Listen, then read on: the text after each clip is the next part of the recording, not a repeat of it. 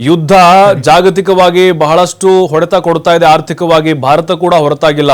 ಒಂದು ಪ್ರಶ್ನೆ ಎಲ್ಲರೂ ಕೇಳ್ತಾ ಇದ್ರು, ಅಮೆರಿಕ ಇಷ್ಟೆಲ್ಲ ಬಿಲಿಯನ್ ಗಟ್ಟಲೆ ದುಡ್ಡು ಖರ್ಚು ಮಾಡ್ತಾ ಇದೆ, ಇಷ್ಟೆಲ್ಲ ಹಣವನ್ನ ಪೋಲ್ ಮಾಡ್ತಾ ಇದೆ, ಅವ್ರಿಗೇನು ಲಾಸ್ ಆಗಿಲ್ವಾ ಅಂತ. ಸರ್, ನಿಮ್ಗೆ ಅನ್ಸಿದ ಹಾಗೆ ಅಮೆರಿಕದ ಆರ್ಥಿಕತೆ ಅಲ್ಲಿ ಒಳ ಕೆಲವೊಂದಿಷ್ಟು ಬದಲಾವಣೆ ನೋಡ್ತಾ ಇದ್ರೆ ಅವ್ರಿಗೂ ಪೆಟ್ಟಾಗಿದೆ ಅಂತ ಅನ್ಸುತ್ತಾ?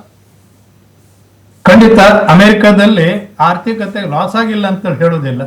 ಆದ್ರೆ ಜಗತ್ತಿನಲ್ಲಿರುವಂತದ್ದಕ್ಕೂ ಅಮೆರಿಕಕ್ಕೂ ಇರುವಂತ ಒಂದು ವ್ಯತ್ಯಾಸ ಅಂದ್ರೆ, ಇವತ್ತಿಗೂ ಪ್ರಪಂಚದಲ್ಲಿ ಡಾಲರು ಎಕ್ಸ್ಚೇಂಜ್ ವ್ಯಾಲ್ಯೂ ಆಗಿ ಅಧಿಕೃತವಾಗಿದೆ, ಬೇರೆ ಯಾವ್ದು ಆಗ್ತಾ ಇಲ್ಲ. ಕರೆಕ್ಟ್. ಅಮೆರಿಕ ಏನ್ ಮಾಡ್ತಾ ಇದೆ ಕೇಳಿದ್ರೆ, ಅವರು ಡೆಟ್ ಅನ್ನು ಸರಿದೂಗಿಸ್ಲಿಕ್ಕೆ ಅವ್ರು ಬೇಕಾದಷ್ಟು ಪ್ರಿಂಟ್ ಮಾಡಬಹುದು, ಅದ್ರ ಮೇಲೆ ಯಾರದ್ದು ನಿಯಂತ್ರಣವೇ ಇಲ್ಲ. ಹಾಗಾಗಿ ಅಮೆರಿಕದ ಸಾಲ 35 ಟ್ರಿಲಿಯನ್ ಇದ್ರು ಕೂಡ ಅವ್ರ GDP ಗಿಂತಲೂ ಕೂಡ ಜಾಸ್ತಿ ಇದೆ, 127% ಅಷ್ಟೇ ಜಾಸ್ತಿ ಇದ್ರು ಕೂಡ ಅವ್ರಿಗೆ ಹೆದರಿಕೆನೇ ಇಲ್ಲ. ಅದೇ ಭಾರತದಂತ ಇದ್ರಲ್ಲಾದ್ರೆ ನಮ್ಗೆ ಅದನ್ನು ಪ್ರಿಂಟ್ ಮಾಡ್ಲಿಕ್ಕೆ ಆಗೋದಿಲ್ಲ, ಹಣದುಬ್ಬರ ಬರ್ತವೆ.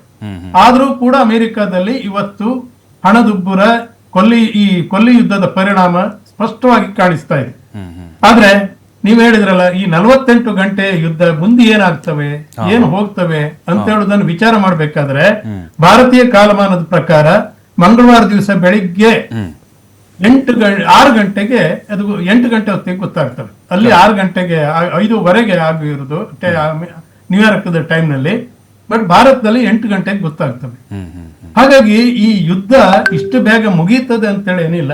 ಆದ್ರೆ ಅಮೆರಿಕದಿಂದ ಏನಾಗಿದೆ ಕೇಳಿದ್ರೆ, ಈ ಸ್ಥಿತಿಯಲ್ಲಿ ಅಮೆರಿಕದ ಸಾಲ ಜಗತ್ತಿನ ಸಾಲವಾಗಿ ಪರಿಗಣಿಸಲ್ಪಡ್ತಾ ಇದೆ, ಅದು ಪರಿವರ್ತಿತವಾಗ್ತಾ ಇದೆ. ಇದು ತುಂಬಾ ಮಹತ್ವದ್ದು.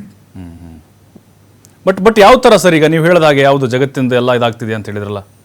ಅಲ್ಲ ನೋಡಿ, ಈಗ ಅಮೆರಿಕದವ್ರಿಗೆ ಏನ್ ಮಾಡ್ತಾರೆ, ಫಾರ್ ಎಕ್ಸಾಂಪಲ್ ನೋಡಿ, ಅಮೆರಿಕ ಇವತ್ತು ಡಾಲರ್ ವಿಚಾರದಲ್ಲಿ ಅವರು ಈಗ ಅಲ್ಲಿರುವಂತಹ ಜಗತ್ತಿನ ಎಲ್ಲಾ ದೇಶನೂ ಅಲ್ಲಿ ಇನ್ವೆಸ್ಟ್ಮೆಂಟ್ ಮಾಡಿದೆ. ಫಾರ್ ಎಕ್ಸಾಂಪಲ್ ಗಲ್ಫ್ ಕಂಟ್ರೀಸ್ ಗಳು ಇನ್ವೆಸ್ಟ್ಮೆಂಟ್ ಮಾಡಿದೆ.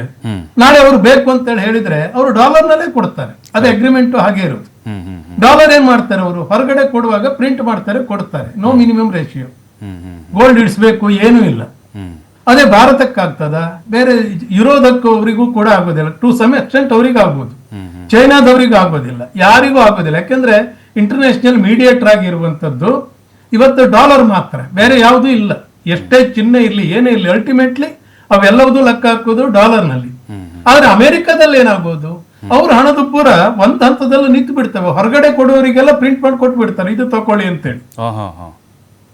ಇದು ಏನ್ ಮಾಡ್ತಾರೆ ಕೇಳಿದ್ರಿ, ಉದಾಹರಣೆಗೆ ನೋಡಿ, ನಾನು ನಿಮಗ್ ಕೊಡ್ಬೇಕಾದ್ರೆ ನಾನ್ ನಿಮ್ಗೊಂದು ಒಂದು 5 ಲಕ್ಷ ರೂಪಾಯಿ ಕೊಡ್ಬೇಕು. ನಾನೇನ್ ಮಾಡ್ತೇನೆ, ನಿಮ್ಗೆ 5 ಲಕ್ಷ ರೂಪಾಯಿ ಕೊಟ್ಟಿದ್ದೇನೆ ಅಂತ ಒಂದು ಬರೆದು ಕೊಟ್ಟು ಬಿಡ್ತೇನೆ. ಹೌದು. ನಾನು ನನ್ನ ಮನೆ ಒಳಗಡೆ ವ್ಯವಹಾರ ಮಾಡ್ಬೇಕಾದ್ರೆ, ನನಗೆ ಬೇಕಾದ ಅಂಗಡಿಗೆ ತಕೊಂಡು ಹೋಗ್ಬೇಕಾದ್ರೆ ನಾನು ಹಣವನ್ನು ಉಪಯೋಗಿಸ್ತೇನೆ. ಬಟ್ ನಾನು ನಿಮ್ಗೆ ಹೇಳ್ತೇನೆ, ನಾನು ಕೊಡೋದು ನಿಮ್ಗೆ ಇದೇ ಹಣ ಅಂತೇಳಿ. ನೀವು ಮತ್ತಿಂದ ಅದು ಬಾಂಡ್ ತಕೊಂಡಾಗೆ ಆಗ್ತದೆ, ಬಿಟ್ರೆ ಬೇರೆ ಏನೂ ಇಲ್ಲ. ಸೊ ಅಮೆರಿಕ ಜಗತ್ತಿನ ಖರ್ಚಿನಲ್ಲಿ ಅಮೆರಿಕ ಯುದ್ಧ ಮಾಡ್ತಾ ಇದೆ. ಯಾಕೆಂದ್ರೆ ಬಿಕಾಸ್ ಆಫ್ ಡಾಲರ್ ಲೀಡರ್ಶಿಪ್. ಇದೊಂದು. ಇನ್ನು ಎರಡನೇದು, ಇವತ್ತು ಒಂದು ಮಹತ್ವದ ಬೆಳವಣಿಗೆ ಪ್ರಭುಗಳೇ, ಯಾವ್ದು ಗೊತ್ತಾ, ಅಮೆರಿಕ ಅದರ ತನ್ನ ಮಿಲಿಟರಿ ಶಕ್ತಿಯನ್ನು ತೋರಿಸಿಬಿಡ್ತು ಇವತ್ತು. ಕರೆಕ್ಟ್. ಅಲ್ಲಿ ಇರಾನ್ದಲ್ಲಿ ಆ ಗುಡ್ಡಗಾಡ್ನಲ್ಲಿ ಅವರು ಅಮೆರಿಕದ ಪೈಲಟ್ ಆ ವಿಮಾನವನ್ನು ಹೊಡೆದು ಉಳಿಸಿದ್ರಲ್ಲ, 1,000 ಕೋಟಿ ರೂಪಾಯಿನ ವಿಮಾನದು. ಕರೆಕ್ಟ್. ಆ ಪೈಲಟ್ ಅನ್ನ ಇವತ್ತು ಇರಾನಿನ ಕಣ್ಣನ್ನ ತಪ್ಪಿಸಿ ತುಂಬಾ ಇದು ಮಾಡಿ, ಸುಮಾರು 100 ಅವರ ಆಕಾಶದಲ್ಲಿ ಅವ್ರ ಎಲ್ಲ ವಿಮಾನಗಳು ಹಾರಿ ಆ ಪೈಲಟ್ ಅನ್ನು ರೆಸ್ಕ್ಯೂ ಮಾಡಿದ್ದಾರೆ. ಈಗ ಒಂದು ಅದ್ಭುತವಾದಂತದ್ದು ಸಾಹಸ.